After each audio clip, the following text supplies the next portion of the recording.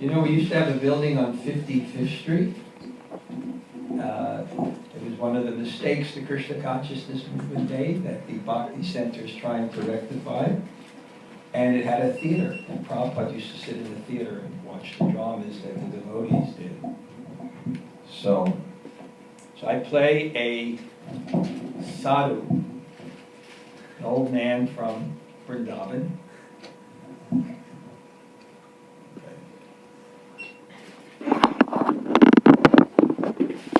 Meaghan will play a cowherd. There's two parts of the drama.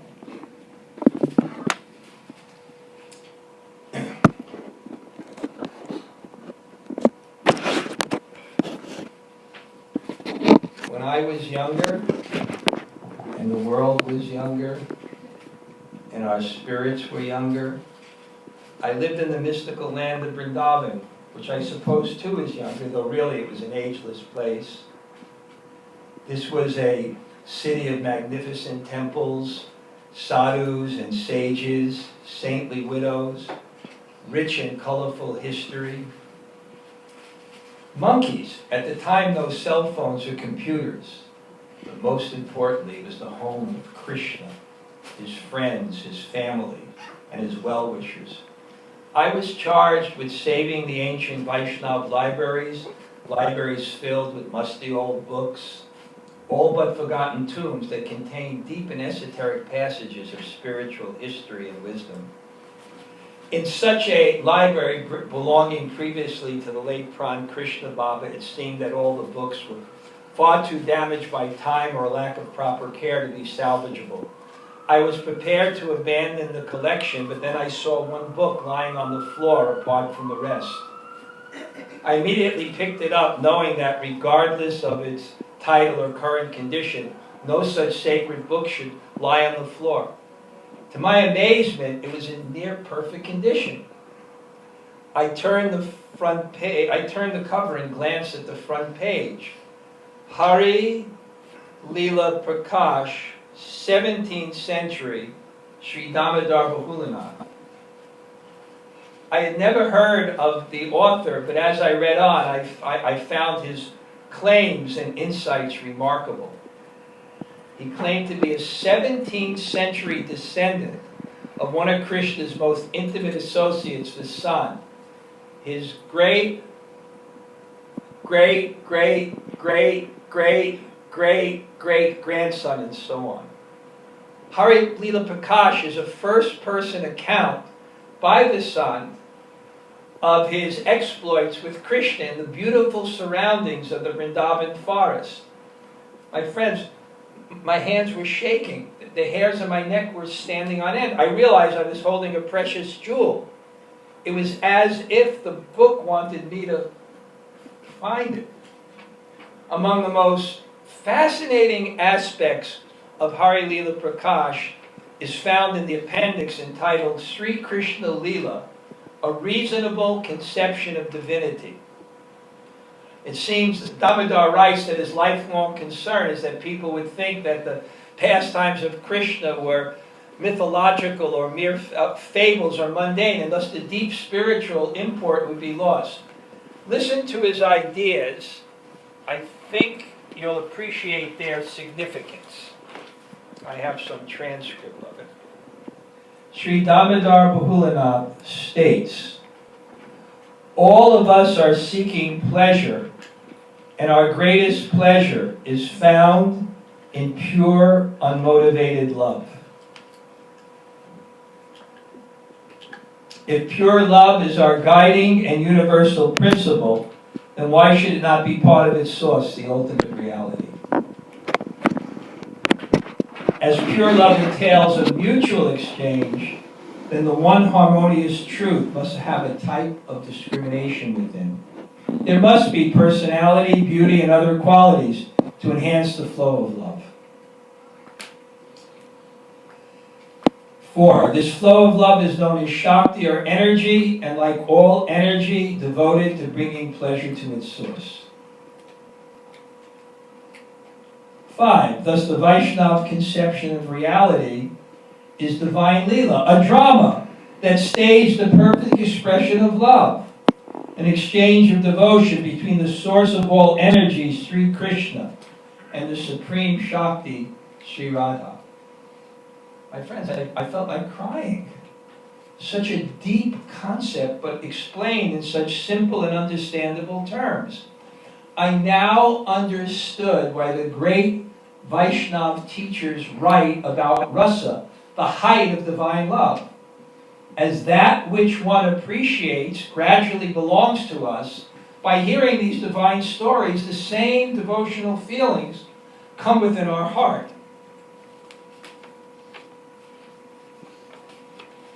Sri Damodar continues, and just as love and pleasure to be appreciated to its fullest requires a variety of loving exchanges, why should not friendship, parental affection, and the love of secret and intimate dalliance not exist in its pure sense, in the pure realm?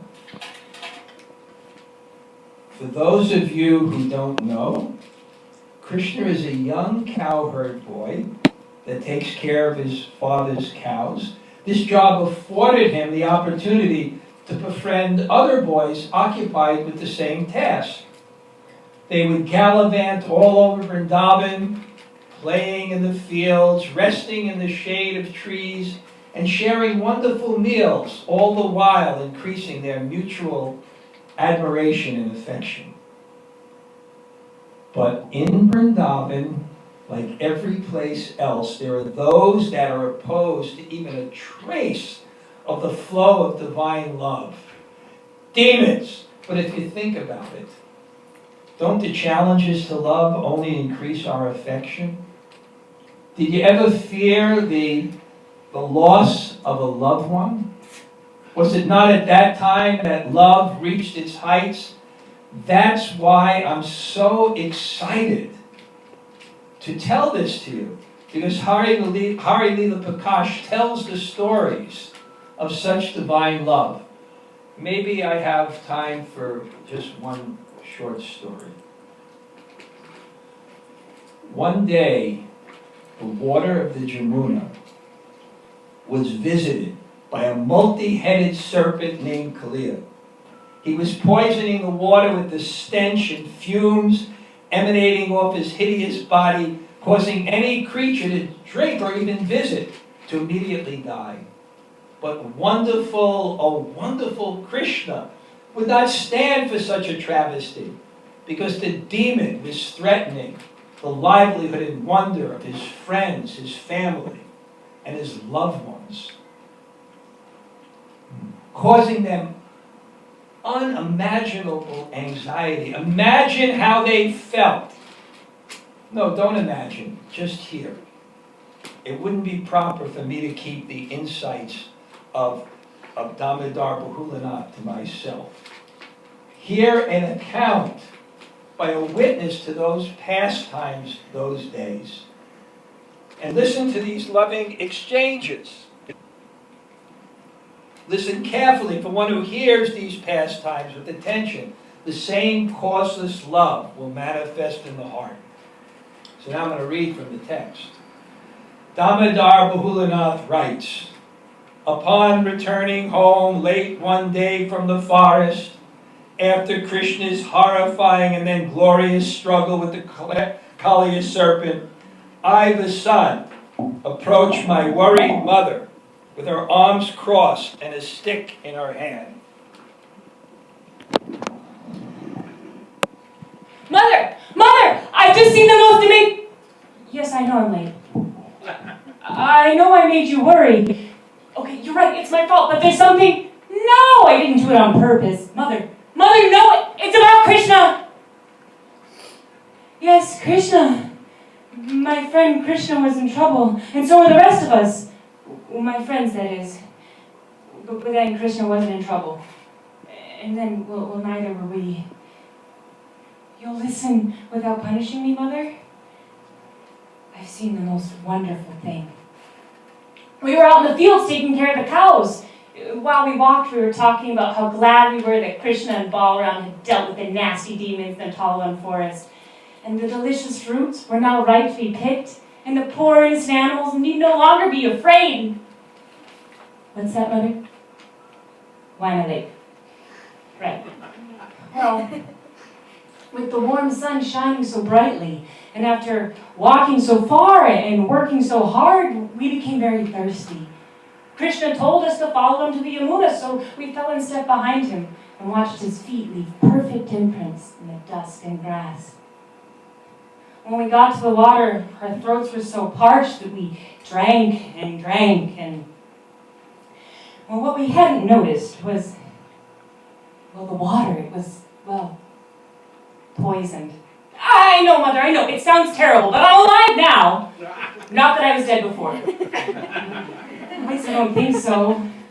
I know, it sounds confusing, but all I know is when I drank the water, I felt very funny. The next thing I know, the other boys were clutching at their throats and falling to the ground. My head began to ache. My body felt very weak. I was gasping for air.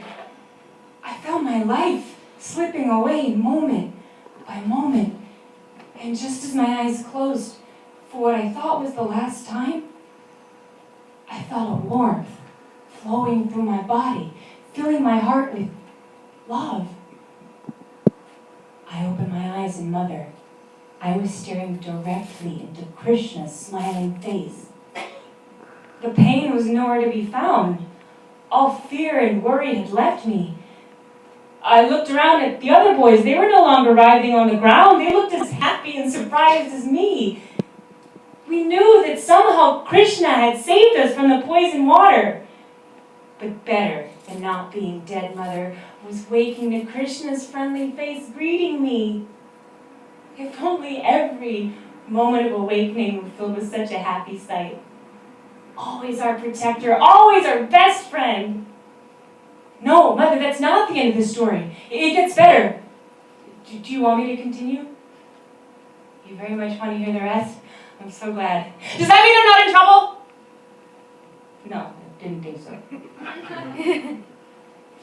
Next part is scary, Mother. We looked in the water to see if we could find what had made it so deadly.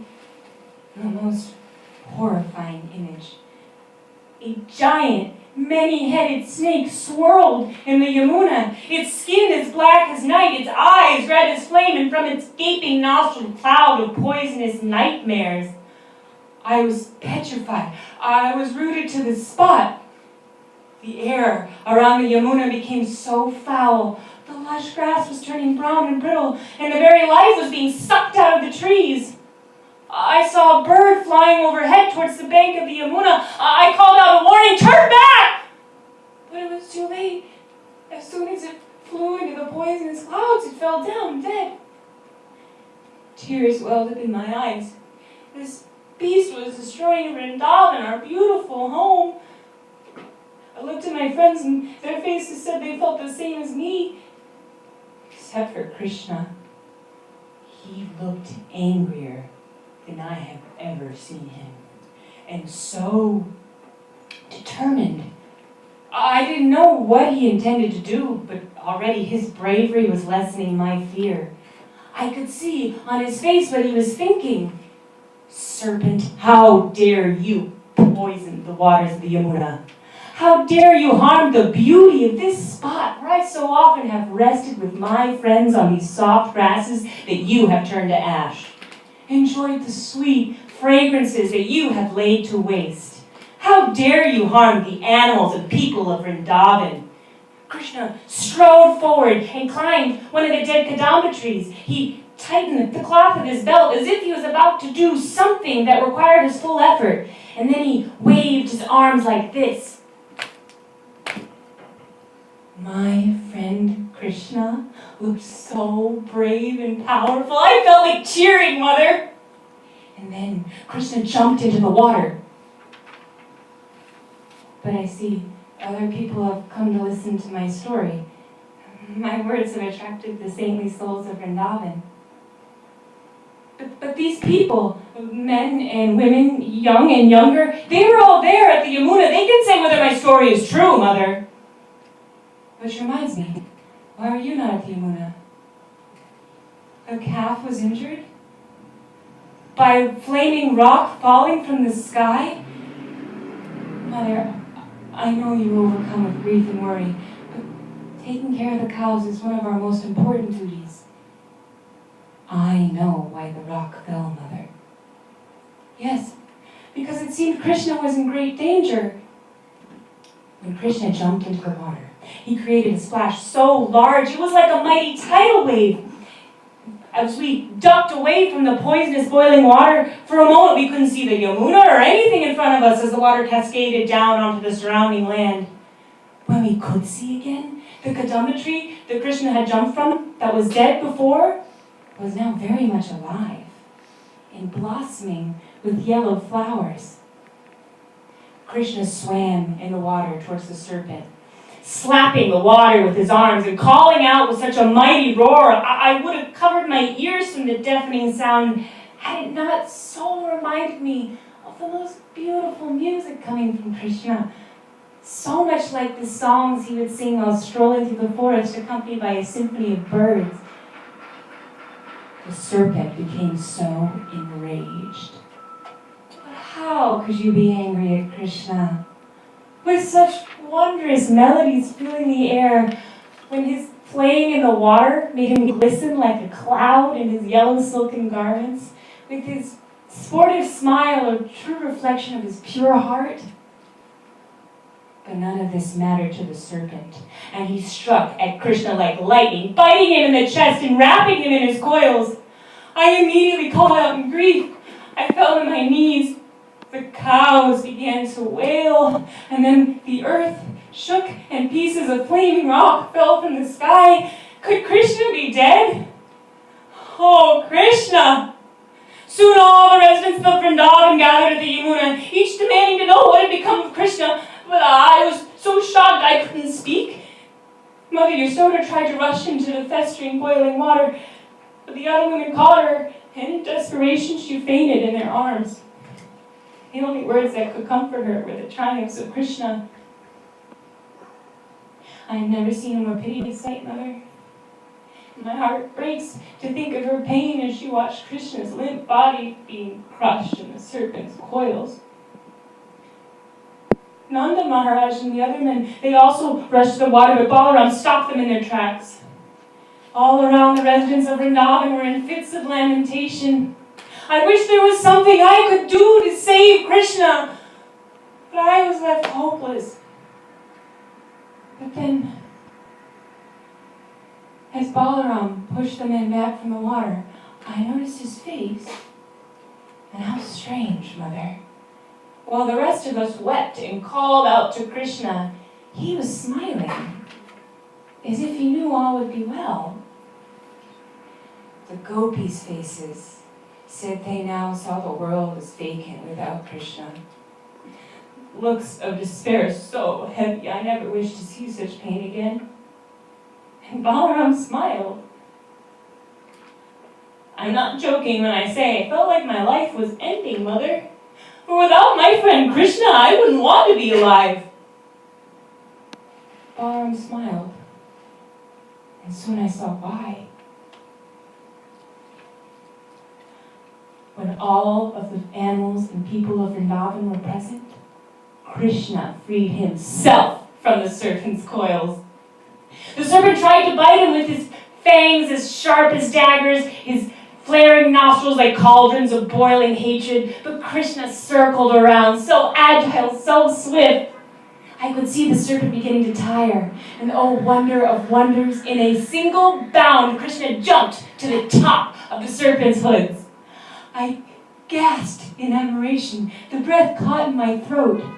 Krishna, the true artist that he is, began to dance on the serpent's heads.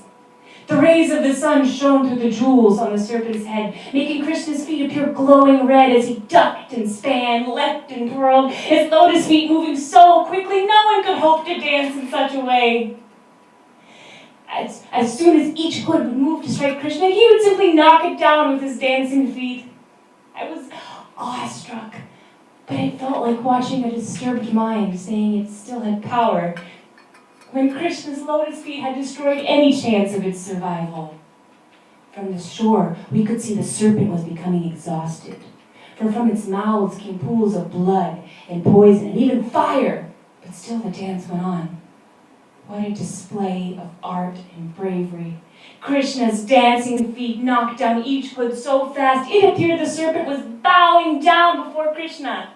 And the the blood flowing from his mouth like garlands being offered at Krishna's feet. The serpent's wives came forward, their clothes and jewels all a mess as they rushed in their distress, praying to Krishna to please have mercy on their demon husband. Their prayers were so sad and heartfelt, Mother. I couldn't help but take pity on them.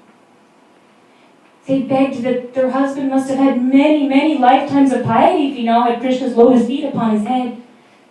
And I thought that the most beautiful prayer. Krishna stopped his dance, and he ordered the serpent to leave at once and never return, never again poison the Yamuna or harm the animals or residents of Vrindavan. There were cheers from the onlookers. I cried tears of joy at the relief. Krishna had saved our home, but Krishna was also safe from harm. What would any of us do if we lost Krishna? So, you see, Mother, it was out of concern for my very best friend that I was unable to come home. I have never seen a more amazing sight than Krishna's serpent dance. I hope you will forgive me, Mother, and that we will tell this story over and over again forevermore.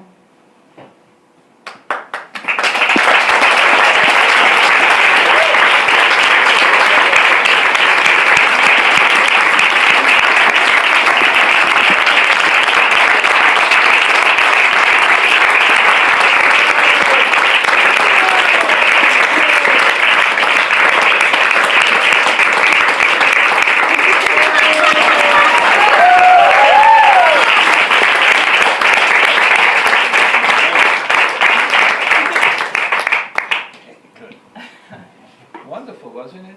Yeah. And to think that in such a short time, with everything else she did, she learned all those lines.